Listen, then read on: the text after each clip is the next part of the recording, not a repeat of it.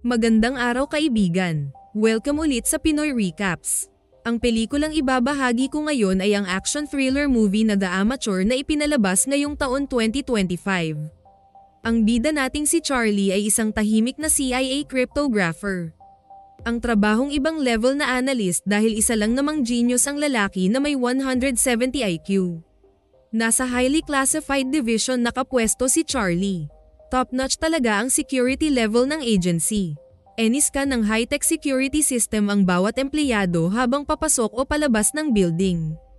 Na kahit anong klaseng electronics ay nababasa ng scanner at liban pa dyan, may isang human scan pa para maiwasan talaga ang magpuslit ng kahit anong sensitibong mga impormasyon galing sa agency. Pero yun ang akala nila. Dahil hindi matatawag na genius si Charlie kung hindi nito malulusutan ang mahigpit na security system ng CIA.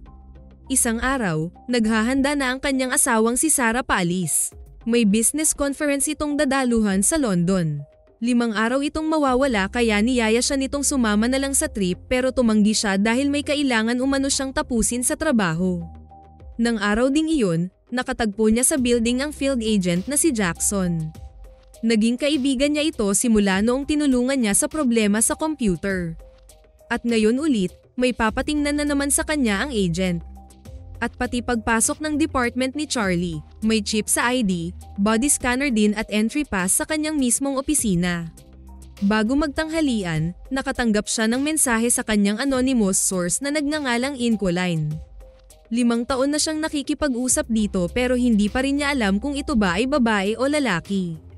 Kaya hula ni Charlie, isa itong Russian na nasa 50s at nakatira sa Istanbul, Turkey. Ngunit imbes na sumagot, sinabihan siya nito na highly sensitive ang data na pinadala kaya dapat wala umanong ibang tao na makabasa nito. Ikakasira umano ito ng CIA at maaaring madamay ang US government. Ilang saglit lang ay na-download na agad niya ito pero nang ma-extract ang files, hindi ito mabasa dahil encrypted ang buong data. Sinubukan niyang gamitan ng ibang paraan ngunit hindi pa rin niya mabuksan ang mga ito. Maya-maya lang ay tumawag ang asawa niya. Kinausap niya ito sandali pero nagpaalam din siya agad dahil gusto niyang tapusin ang kanyang ginagawa. Lalo siyang naintriga sa pinadala ng kanyang source kaya ginamit na niya ang kanyang genius privilege status na level 5 clearance restricted access. At sa room na ito, nalaman niya na isang top secret ang mga files na natanggap. Highly classified ang mga ito na ang matataas lang na officials ng CIA ang nakakaalam. Isa pala itong politically motivated na drone attack sa Pakistan kung saan halos 200 sibilyan ang namatay sa pag-atake. Kasama sa mga nasawi sa operasyong ito ang maraming foreign operatives na French at Dutch. At para pagtakpan ng CIA ang totoong motibo, binago ng agency ang report na isang suicide bombing umano ang nangyaring pag-atake. At ang pagbabago ng report ay aprobado ni Chief Moore, ang boss ni Charlie. Napanganga siya sa natuklasan. Paglabas niya ng room, nakasalubong niya si Carlos, ang kasama sa department.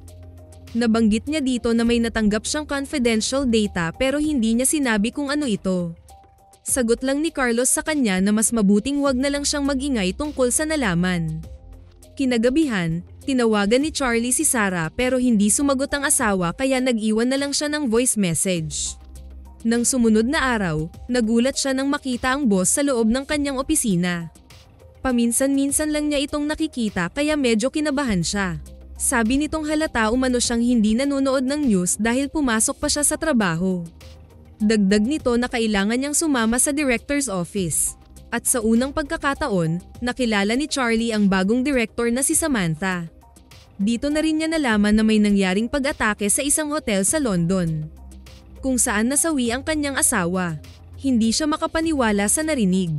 Ayaw niyang maniwala pero nang ipakita sa kanya ni Moore ang CCTV footage, dito na siya napaiyak. Ginawang hostage umano si Sarah at kalaunan ay binaril ang babae bago tumakas ang mga terorista. Pag-uwi ni Charlie sa bahay, marami ng reporter ang nakaabang sa kanya. Lutang pa siya kaya hindi muna siya pumasok sa kanilang kwarto. Kinabukasan, kinausap niya ang kanyang boss at nanghingi siya ng update tungkol sa kaso. Pero sabi nito na gagawin nila ang lahat para mahuli ang mga salarin at maparusahan. Ngunit hindi raw umano ganon kadali. Kailangan pa umano ng mahabang investigasyon kaya sa ngayon, hayaan na lang umano niya ang mga ito na gawin ang trabaho nila. Pinayuhan siya nitong umuwi na muna at lumiban sa trabaho para makapagpahinga ng maayos. Kalmado pero nahihirapang tanggapin ni Charlie na wala na si Sarah. Dahil naghahalusinate at nakikita pa rin niya ito sa kanyang paligid. Ilang araw pa ang lumipas, nakauwi na rin ang bangkay ni Sarah. At naiuwi na rin niya ang mga gamit ng asawa. Nakita niya ang pasalubong sana nito sa kanya. Isa itong puzzle. Dito lalong naghinagpis si Charlie. Iniyakan ang mga gamit ng kabiyak. Kasunod nito, naisip ni Charlie na walang mangyayari kung magmukmak lang siya kaya naisipan niyang gumawa ng sariling investigasyon sa nangyaring pag-atake sa London. Inipon niya lahat ng data na nakuha sa social media, news at ang mga kuha ng CCTV sa buong lugar. Pagkatapos ay presenta niya ang sariling report sa kanyang boss. Napaka-detailed ng analysis ni Charlie. Pinakita niya ang buong senaryo ng pangyayari at kung paano na-involved si Sarah sa pag-ataking ito. Napaiyak pa siya habang ginagawa ang research. Ngunit dahil sa determinasyong mahuli ang mga salarin, nagpatuloy siya hanggang magawan niya ng paraan na makilala ang 4 na kriminal. Ganito katalino si Charlie. Sa pamamagitan ng mga videos at kuha ng mga boses, nakilala niya ang mga terorista, kung sino-sino ang mga ito at kung ano-ano ang mga modus ng grupo. For hire umano ang mga ito sa kahit anong klaseng high-scale na illegal na trabaho. Gaya ng nangyari sa London, planado umano ang pag-atake pero yun nga lang nadamay lang talaga ang asawa niya. At sa 4 umanong sospek, ang babaeng si Gretchen lang ang may permanenteng address. Kasalukuyan umano itong nasa Paris. Pagkatapos ng mahabang presentation, na-impress naman si Chief Moore at supervisor niyang si Caleb. Pero alam na ng mga ito ang buong senaryo ng pag-atake. Hindi umano sila basta-basta gagawa ng mga hakbang sa kasong ito dahil nakasalalay ang kapakanan ng US government. Ayon sa boss niya, gusto umano ng CIA na mahuli ang buong grupo kaya kailangan pa umano nila ng coordination at mahabang panahon para makuha ang hustisyang inaasam niya. Napanganga si Charlie sa narinig. Inutusan siya ng kanyang boss na bumisita sa isang doktor. Sinunod naman niya ito pero sa loob ni Charlie, siya na ang gagawa ng paraan para makapaghiganti sa mga kriminal. Disappointed siya dahil nagtatrabaho siya sa agency pero parang wala namang ginagawa ang boss niya sa nangyari sa kanyang asawa. Dahil dito, buo na ang kanyang desisyon na ipaghiganti si Sarah. At gagamitin niya ang ilegal na operasyon ng kanyang mga amo para sa susunod niyang mga hakbang. Nang sumunod na araw, may idinikit siyang napakaliit na storage device sa kanyang ID clip. At hindi ito na-detect ng scanner kaya tagumpay niya itong naipasok sa loob. Dito na niya binuksan ang confidential file ni Moore at nagprint nito. Pero para hindi mahalata ang print, ginamitan niya ng device na tinatawag na skimmer. Kinakabahan din siya habang ginagawa ito. Dahil pag nahuli siya, siguradong kulungan ang bagsak niya. Pag-out niya kinagabihan, dumaan siya sa isang bar. At may nilagay siya sa jukebox na siguradong pag-aksayahan ng oras ng mga agents ni Chief Moore sa darating na mga araw. Pagpasok niya kinabukasan, pumunta siya sa opisina ng kanyang boss. Dito niya nilatag sa mga ito ang 2 printout ng iisang nangyaring pagsabog sa Pakistan. Isang pag-atake pero 2 ang report na nangyari. Dahil pinabago ni Moore at Caleb ang totoong report. Na kung lalabas ang katotohanan sa news, siguradong laglag ang 2 sa posisyon at makukulong pa. Marami pang natuklasan si Charlie na ilegal na pinaggagawa ng 2 officials. Dito na nagalit ang kanyang boss. Ngunit pinaghandaan na niya ito. Malaking banta sa buhay niya ang pagsawalat ng mga ito kaya sinabi niya sa 2 kaharap na may deadman switch na siya. Na kung hindi siya makapag-code in sa loob ng 5 oras. Kusang mag-send sa malalaking journalist ang buong istorya ng natuklasan niya. Na kung ipapakulong din siya ng mga ito, lalabas din sa lahat ng newspapers ang kalokohan ng CIA sa buong mundo. Na lalo lang magdidiin sa 2. Hindi makapaniwala si Moore at Caleb sa narinig. Ginagawa ba daw niya ito para patayin ng agency ang pumatay sa kanyang asawa? Dito na niya sinabi ang gustong mangyari. Nais umano niyang mag-training at siya na mismo ang papatay sa mga kriminal. Kailangan din umano niyang malaman lahat ng impormasyon ng 4 na sospek, pera, at bagong identity. Natawa ang 2 sa narinig. Dahil wala sa itsura niya ang maging isang field agent. Pagbalik ni Charlie sa kanyang sasakyan, nasuka siya sa nerbiyos. Hindi siya makapaniwala na nagawa at nasabi kay Chief Moore ang lahat ng gusto niyang mangyari. Dahil dito, pumayag din ang dalawang official sa mga kondisyon ni Charlie hanggat hindi pa umano nila mahanap ang switch na sinasabi nito. Kaya pinadala siya ng agency sa Camp Perry o mas kilala sa tawag na The Farm, kung saan nakilala niya si Colonel Robert. Ang inatasan ni Moore na mag-train sa kanya. Sinabihan siya nito na special training umano ang gagawin niya na kung mamalasin, hindi na siya makakalabas ng buhay. Habang nasa loob na siya ng training facility, nag-set up na rin ng demolition team para halungkatin ang katotohanan sa banta niya sa dalawang higher officials ng agency. Ngunit ang lahat ng ito ay lingid sa kaalaman ng kanilang bagong director na si Samantha. Walang ibang nakakaalam ng operasyong ito kundi sila lang. Hindi nagsayang ng oras ang team. Hinalughog nila ang buong opisina ni Charlie at ganon din ang bahay nito. Hinahanap nila kung may itinagong ang memory device ang lalaki. Chinek ang lahat ng galaw niya bago ang confrontation kay Chief Moore. Nang wala silang makita, binalikan nila ulit ang CCTV. Kung nagpuslit man umano si Charlie ng memory card, kahit daw lunukin pa ito, makikita pa rin ng scanner. Pero ang hindi nila napansin, hawak ng lalaki ang ID nito kung saan nakatago sa clip ang storage device na hinahanap nila. Hindi ito dumaan sa scan kaya hindi talaga ito na-detect ng system. Kaya pinuntahan nila ulit ang bar. At sa pagkakataong ito, nakita din nila ang encrypted na CD sa loob ng jukebox. Nagpatuloy din sa training si Charlie. Hindi siya magaling sa baril pero na-impress si Robert dahil madali siyang natuto sa paggawa ng bomba. Isang gabi, pinuntahan siya ng colonel sa kwarto niya. Dito siya sinubukan nito kung kaya ba talaga niyang pumatay. Ngunit hindi niya kayang kalabitin ang gatilyo ng baril. Kaya tapatan siyang sinabihan ni Robert na kahit anong training ang gawin niya, hindi siya magiging mamamatay tao kahit kailan. Madaling araw na nang malaman nila na wala umanong laman ang CD na nakita nila sa jukebox. Nagsisinungaling lang umano si Charlie. Tinawagan agad ng dalawang official si Robert para tapusin na ang genius. Ngunit ang hindi nila alam, may spy device na nakalagay sa opisina ni Chief Moore. Kaya nang dumating ang colonel sa room ng lalaki, nakatakas na ito. Nahack umano nito ang system ng facility at ginamit ang ID ng janitor para makalabas. Dahil dito, nagduda ang boss niya na may bug sa opisina kaya hinalungkat nito ang documents na dinala niya noon. At totoo nga ang duda ni Moore. Nakita nito ang maliit na device kaya dito siya sinabihan ng boss na treason umano ang magiging kaso sa kanyang ginawa. Pero ng mga sandaling iyon, nasa airport na siya papuntang London. Pumunta agad siya sa pinangyarihan ng krimen.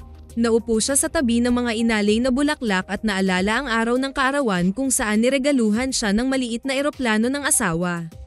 Kasunod nito ay lumipad na siya papuntang Paris. At ng mga oras na yun, na-trace na rin siya ng CIA dahil sa kanyang passport. Dahil illegal nga ang operasyon nila kay Charlie, hindi sila pwedeng makipag-coordinate sa Paris office. Kaya sekreto nilang pinadala si Colonel Robert para i-eliminate ang CIA genius. Pagdating niya sa Paris, nagrente siya ng apartment malapit sa bake shop kung saan palaging pumupunta ang babaeng sospek. At isang araw, nakita nga niya si Gretchen. Dahil nahack na niya ang network kaya mabilis na niya itong nasundan sa tirahan nito.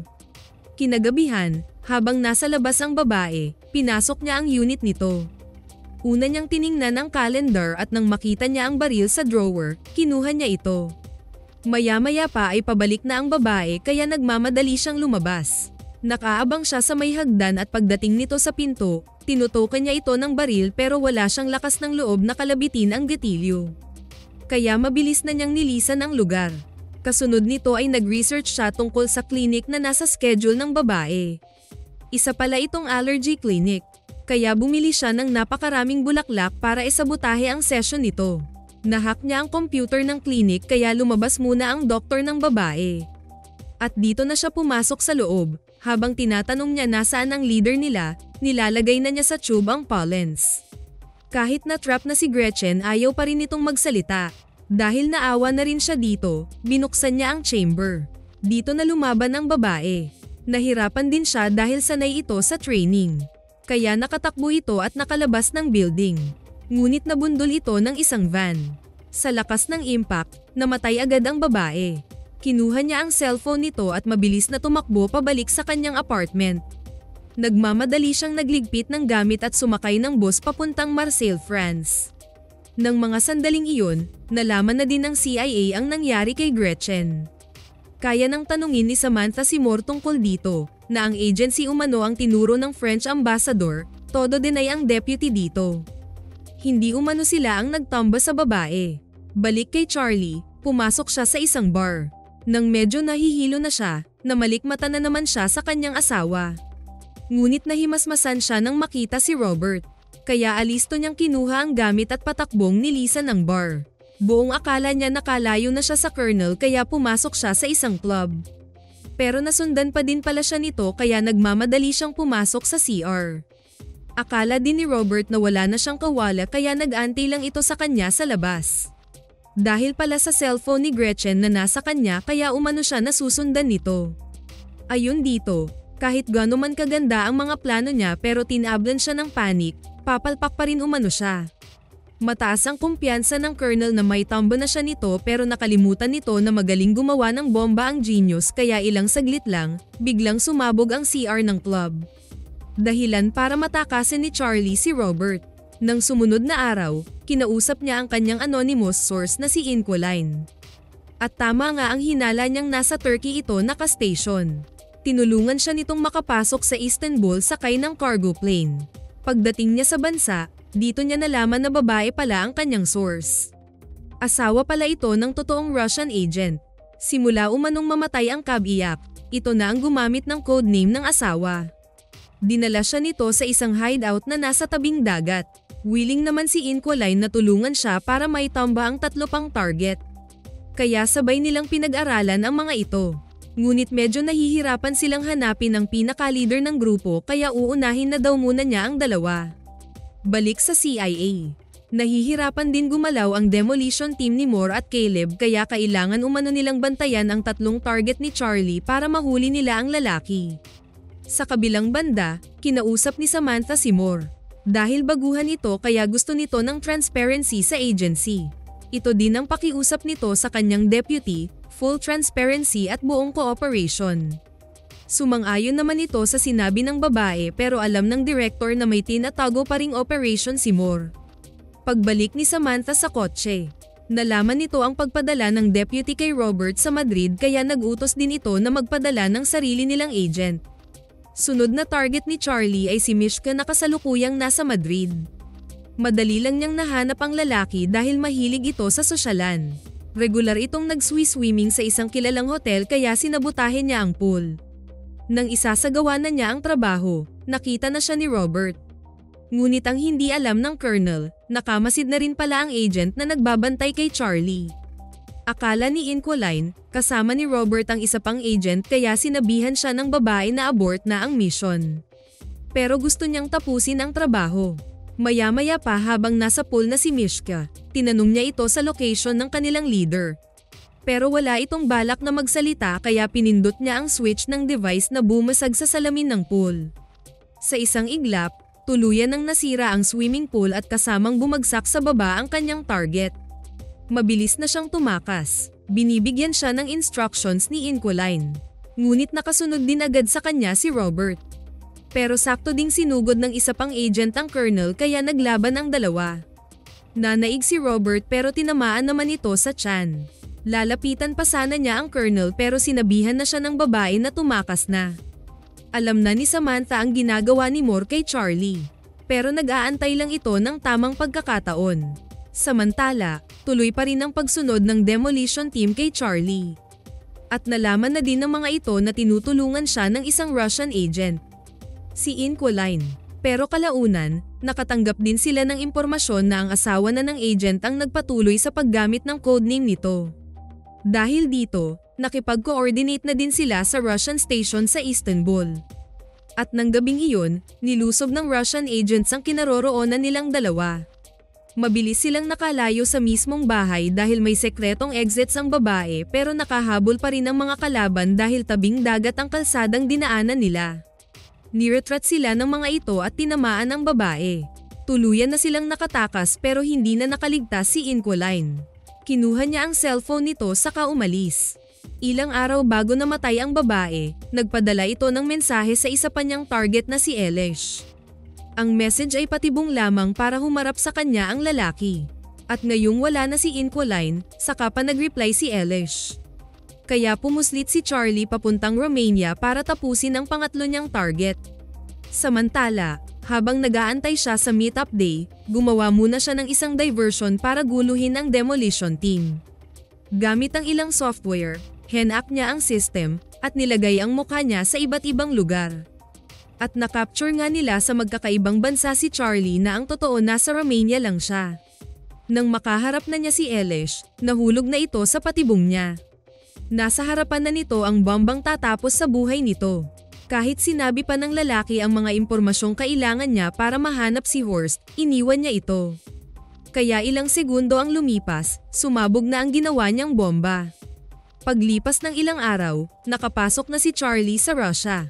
Ayon kay Elish, hindi na umano bumababa ng barko si Horst dahil sa nangyari kay Gretchen at Mishka. Kaya gumawa siya ng paraan para matunton ang leader ng grupo. At sinunod niya ang mga palatandaan na sinabi ni Elish. Nang pumasok siya sa isang kainan, nakabangga niya dito si Jackson. Concern pala ito sa kanya kaya nang malaman umano nito ang kanyang sitwasyon, sadya siyang sinundan nito para kausapin. Sariling desisyon umano itong pakipag-usap sa kanya bilang kaibigan dahil alam nitong maaari niyang ikapahamak ang ginagawa. Hindi na umano siya makakalabas ng Russia. Kaya tutulungan umano siya nitong makatakas ngayon.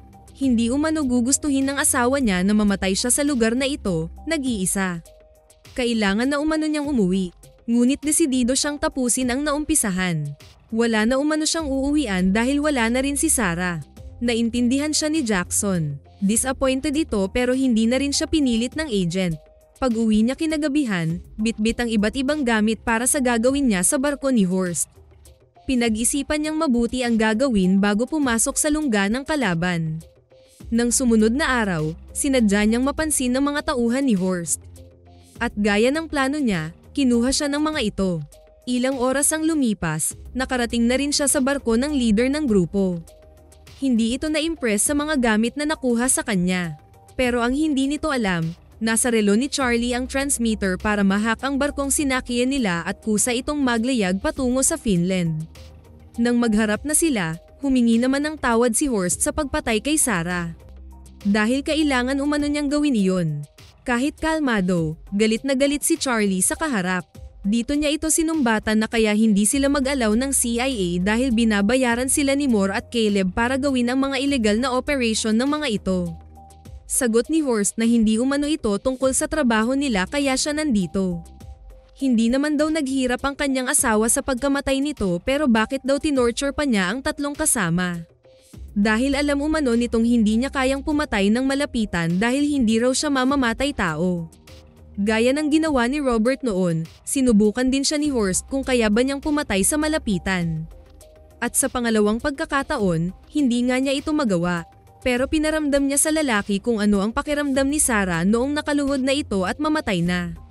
Maya-maya lang ay bigla silang natigilan dahil huminto na ang barko. Nakarating na pala sila sa karagatan ng Finland at napalibutan na ng Finnish Navy at Interpol. Hindi makapaniwala si Horst na nahack niya ang system na encrypted na umano ito. Hindi kasi nito alam na isang genius ang kaharap, nalusutan nga nito ang sariling agency, ang barko pa kaya. Balik sa CIA, inamin ng director sa presscon na totoo ang mga issues na lumabas online. Papanagutin umano sa batas ang mga involved at hindi tinotolerate ng agency ang anumang illegal na operation ng mga officials na ito. At ng mga sandaling iyon, hinuhuli na ng mga authorities si Moore at Caleb. Sinabi din ni Samantha na mananatili sa CIA ang officer na nag-expose sa mga black ops na ito. Ilang buwan ang lumipas, habang pauwi na si Charlie. Biglang pumasok sa kanyang kotse si Robert. Kinumusta siya nito at masaya rin siyang makita ang Colonel. Lalo umano itong na-impress sa kanya. Mas marami raw siyang natutunan na hindi nito itinuro. Maya-maya pa ay umalis na din ang Colonel. At isang araw, naayos din niya ang eroplanong regalo ng asawa. Sana nagustuhan niyo ang pelikulang ito. Maraming salamat sa inyong panonood. Kita-kits tayo sa susunod na video.